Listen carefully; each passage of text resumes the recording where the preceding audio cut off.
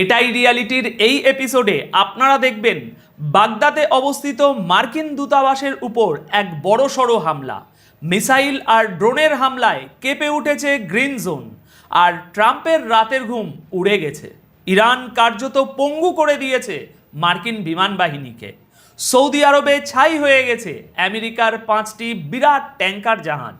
অন্যদিকে ইসরায়েলের নেভাটিম এয়ারবেসে যেন মিসাইলের বৃষ্টি করেছে ইরান।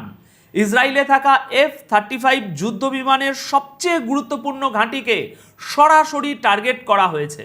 এরই মধ্যে ইরানের খার্গ আইল্যান্ডে হওয়া ধ্বংসলীলার ভিডিও সামনে এসেছে।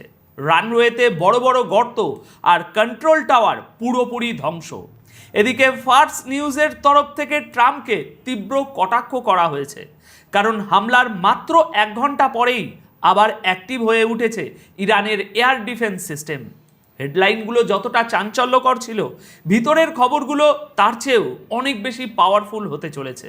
আজ 14ই মার্চ 2026 শনিবার বেলা 12টায় এই খবর পড়ছি। চলুন শুরু করা যাক আজকের সবচেয়ে বড় খবরটা দিয়ে। প্রিয় দর্শক, আজ সকালে ইরাকে মার্কিন দূতাবাসের উপর একটা মারাত্মক হামলা হয়েছে। বাগদাদে মার্কিন দূতাবাসে ড্রোন হামলার খবর পাওয়া যাচ্ছে। ইরাকের রাজধানীতে এখন ধোঁয়া আর আতঙ্কের পরিবেশ। খবর অনুযায়ী আজ 14ই মার্চ সকালে বাগদাদে অবস্থিত মার্কিন দূতাবাসকে একটি ড্রোনের মাধ্যমে নিশানা করা হয়। এরপর সেখান থেকে ধোঁয়ার কুণ্ডলি উঠতে দেখা যায়। ইরাকি নিরাপত্তা আধিকারিকরাও এই হামলার খবর নিশ্চিত করেছেন। দর্শক, আমেরিকার সবচেয়ে সুরক্ষিত জায়গা বলে পরিচিত স্থানে ড্রোন পৌঁছে যাওয়াটা এখন ট্রাম্প সরকারের জন্য একটা অনেক বড় আর কঠিন চ্যালেঞ্জ হয়ে দাঁড়িয়েছে। এবার আসল টুইস্টটা শুনুন। অ্যাসোসিয়েটেড প্রেস বা এপির তাজা আপডেট অনুযায়ী বাগদাদে মার্কিন দূতাবাসে ড্রোনের পর মিসাইল দিয়েও হামলা চালানো হয়েছে। হ্যাঁ, পরপর 2টো হামলা। এতে সরাসরি দূতাবাসের হেলিপ্যাডকে নিশানা করা হয়েছে। এর আগে দূতাবাসে ড্রোন হামলা হয়েছিল, যার পর সেখান থেকে ধোঁয়া উঠতে দেখা যায়। আর এই হামলা এমন এক সময়ে হলো যখন ওই অঞ্চলে ইরান আর আমেরিকার মধ্যে যুদ্ধ আরও তীব্র হয়ে উঠেছে। আপাতত কারো মৃত্যু বা আহত হওয়ার কোনো খবর নেই, কিন্তু গ্রিন জোনের নিরাপত্তা নিয়ে একটা অনেক বড় প্রশ্নচিহ্ন উঠে গেছে। এবার পরের খবরটা শুনুন, যা থেকে আপনারা বুঝতে পারবেন যে ইরান কিভাবে আমেরিকাকে একেবারে লঙ্কা কাণ্ড ঘটিয়ে দিয়েছে আমেরিকার। সৌদি আরবে এক বিরাট হামলা চালিয়ে ইরান আমেরিকার 5টি জাহাজ ধ্বংস করে দিয়েছে। আর এই জাহাজগুলো এমন ছিল যেগুলো ছাড়া ফাইটার জেটগুলো একদম বেকার, বলতে গেলে পঙ্গু। অর্থাৎ ইরান এখন আমেরিকার সেই আসল শক্তিকে বেছে বেছে শেষ করছে যারা তাদের উপর বোমা ফেলতে আসে। গতকাল ইরাকে একটি ট্যাঙ্কার জাহাজ ধ্বংস হওয়ার পর এটা আমেরিকার জন্য তার চেয়েও 5 গুণ বড় ক্ষতি, কারণ 5টি জাহাজ ধ্বংস হয়েছে। দর্শক, ইরান এখন যুদ্ধের মোড় ঘুরিয়ে দিচ্ছে, আর ট্রাম্প রেগে গিয়ে ইরানের তেলের ঘাঁটিগুলোতে বোমা ফেলছেন। কিন্তু ইরান সরাসরি আমেরিকার সবচেয়ে দুর্বল জায়গাটায় আঘাত এনেছে। সৌদি আরবে অবস্থিত প্রিন্স সুলতান এয়ারবেসে হওয়া এই হামলা মার্কিন বিমান বাহিনীকে কার্যত পঙ্গু করে দিয়েছে। তাজা রিপোর্ট বলছে, সৌদি আরবের প্রিন্স সুলতান এয়ারবেসে ইরানের মিসাইলগুলো এমন নিখুঁত নিশানায় আঘাত করেছে যে মাটিতে দাঁড়িয়ে থাকা 5টি আমেরিকান KC-135 রিফিউলিং ট্যাঙ্কার জাহাজ মারাত্মকভাবে ক্ষতিগ্রস্ত হয়েছে। এগুলো সেই জাহাজ যেগুলোকে মার্কিন এয়ার ক্যাম্পেনের লাইফ লাইন বলা হয়। এগুলো ছাড়া এয়ারফোর্সের ফাইটার জেটগুলো কোনো কাজের নয়। দর্শক, আমরা এই হামলার গভীরতাটা আপনাদের একটু বোঝাচ্ছি, তাই মন দিয়ে শুনবেন। আমেরিকার কাছে দুনিয়ার সবচেয়ে অ্যাডভান্স F-35 ফাইটার জেট থাকতে পারে, কিন্তু এই ট্যাঙ্কার জাহাজগুলো ছাড়া তারা ইরানের সীমানা পর্যন্ত পৌঁছাতেই পারবে না, কারণ উড়ন্ত অবস্থায় তাদের বারবার তেলের প্রয়োজন হয়। এই ট্যাঙ্কারগুলোই মাঝ আকাশে ফাইটার জেটগুলোকে জ্বালানি দেয়। এগুলো ছাড়া গোটা মার্কিন বিমান বাহিনী মাটিতেই দাঁড়িয়ে থাকতে বাধ্য হবে। মাত্র 1 সপ্তাহের মধ্যে আমেরিকার 6টি জাহাজের ক্ষতি হলো। গতকাল ইরাকে একটি হামলায় একটি ট্যাঙ্কার জাহাজ ভূপাতিত হয়েছে, সেই খবর আপনারা পেয়েছেন আমাদের থেকে। আর আজ এই 5টি জাহাজের উপর হামলার পর আমেরিকা এক সপ্তাহে শুধু যে 6টা অত্যন্ত মূল্যবান রিফিউলিং এয়ারক্রাফট হারিয়েছে তা নয়, বরং এটা আমেরিকার জন্য ইরাকের ঘটনার চেয়েও 5 গুণ বড় ধাক্কা। মার্কিন এয়ারফোর্সের জন্য এটা একটা গভীর ক্ষত। দেখুন, আমি আগেই বলেছি, যে কোনো যুদ্ধে এই ট্যাঙ্কারগুলোই হয় আসল লাইফ লাইন, আর ইরান এখন এই লাইফ লাইনেরই লাইফ কেড়ে নিচ্ছে। ট্রাম্পের ছটপটানিটাও একটু বুঝুন।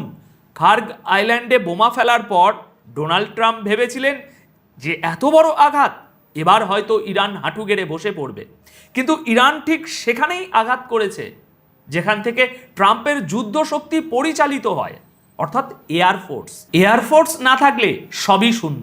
বাংকার বাস্টার বোমা ফেলার জন্যও তো এই ফাইটার জেটগুলোরই প্রয়োজন হয়, আর এদের তেলের দরকার ছিল।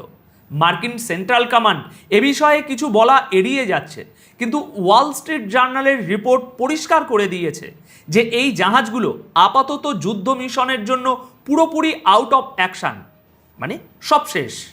দর্শক, ইরান এখন যুদ্ধের অভিমুখ বদলে দিচ্ছে। তারা সরাসরি আমেরিকার ফাইটার জেটের সাথে লড়াই করার বদলে বেছে বেছে সেই সব ঘাঁটি আর জাহাজগুলোকে শেষ করছে যেগুলো ছাড়া মার্কিন সেনাবাহিনী এক পাও এগাতে পারবে না। দেখুন, যুদ্ধ অনেকভাবেই লড়া যায়, আর এখানেও অনেকভাবেই লড়া হচ্ছে। আসুন পরবর্তী খবরের দিকে তাকাই। দর্শক, আজ ভোরে ইরান ইসরায়েলের উপর মিসাইলের প্রবল বৃষ্টি করেছে, যার ফলে দক্ষিণ ইসরায়েলের নেভাটিম এয়ারবেস কেঁপে উঠেছে। এই হামলার সাথে জড়িত কিছু গুরুত্বপূর্ণ তথ্য জেনে নিন।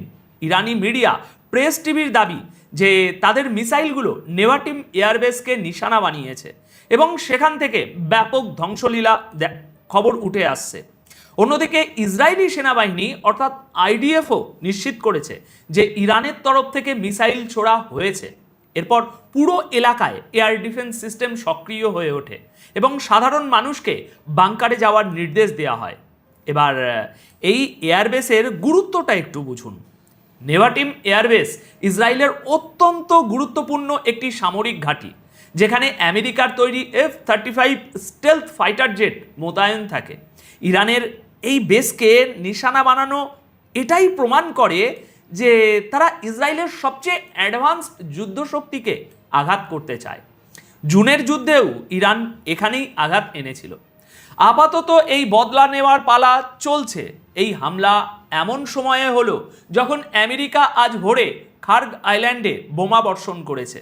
ইরান এখন ইসরায়েলের পাশাপাশি ওই গোটা অঞ্চলে উপস্থিত মার্কিন ঘাঁটিগুলোকেও নিশানা করতে শুরু করেছে। এই হামলার পর ইসরায়েলে চরম আতঙ্কের পরিবেশ সৃষ্টি হয়েছে, আর যুদ্ধ বিমানগুলোর ক্ষয়ক্ষতির খবর একটু একটু করে বাইরে আসতে শুরু করেছে। দর্শক, এবার এর পরের খবরটি হলো আমেরিকার প্রেসিডেন্ট ডোনাল্ড ট্রাম্প আজ 14ই মার্চ সকালে ইরানের খার্গ আইল্যান্ডের উপর হওয়া হামলার তাজা ভিডিও প্রকাশ করেছেন। এতে ধ্বংসের দৃশ্য পরিষ্কার দেখা যাচ্ছে। এটি আমেরিকার সেন্ট্রাল কমান্ড এবং এয়ারফোর্সের তরফ থেকে প্রকাশ করা ভিডিও। এই ভিডিও 14ই মার্চ সকাল 9টায় রিলিজ হয়েছে।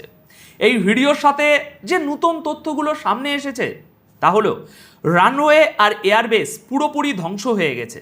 ভিডিওতে স্পষ্ট দেখা যাচ্ছে যে মার্কিন বোমাবর্ষণে খার্গ আইল্যান্ডের এয়ারবেসকে খুব খারাপভাবে নিশানা করা হয়েছে।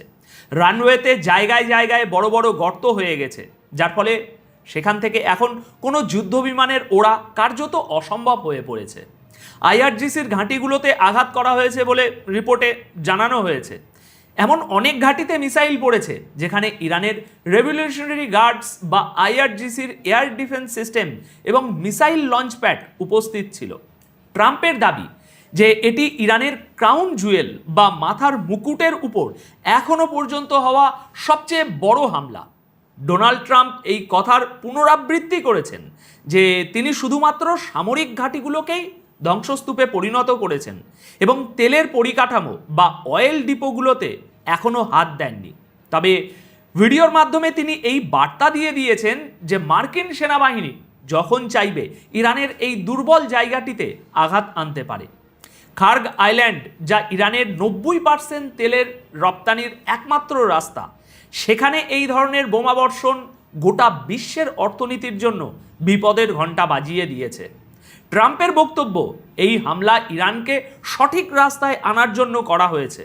অন্যদিকে ইরানের মিসাইল হামলা ইসরায়েলের নেভাটিম এয়ারবেস কাঁপিয়ে দিয়ে তাদের নিজেদের শক্তির জোরদার একটা জানান দিয়েছে।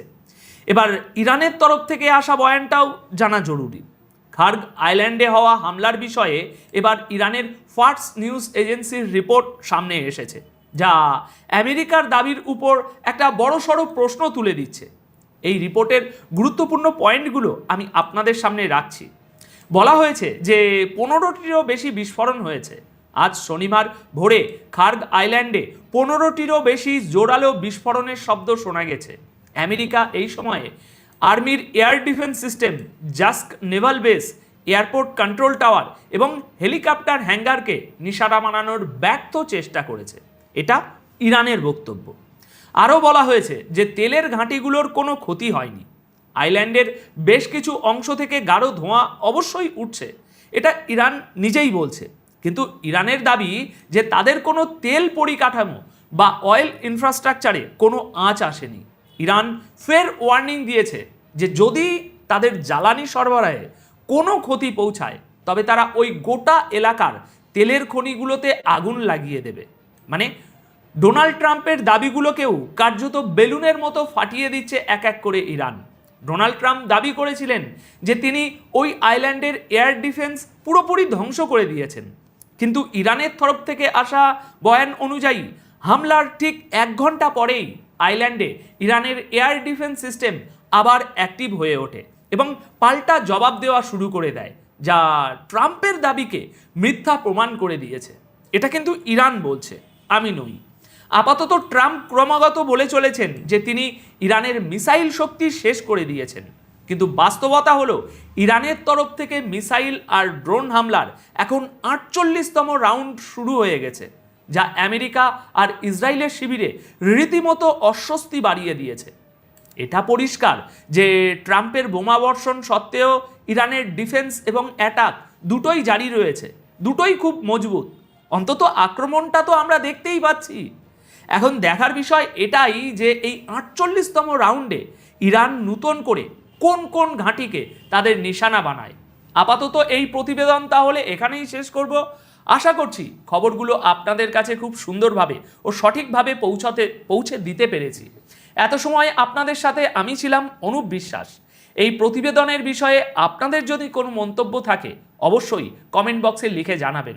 ভিডিওটি দেখার জন্য আপনাদের সকলকে অনেক অনেক ধন্যবাদ।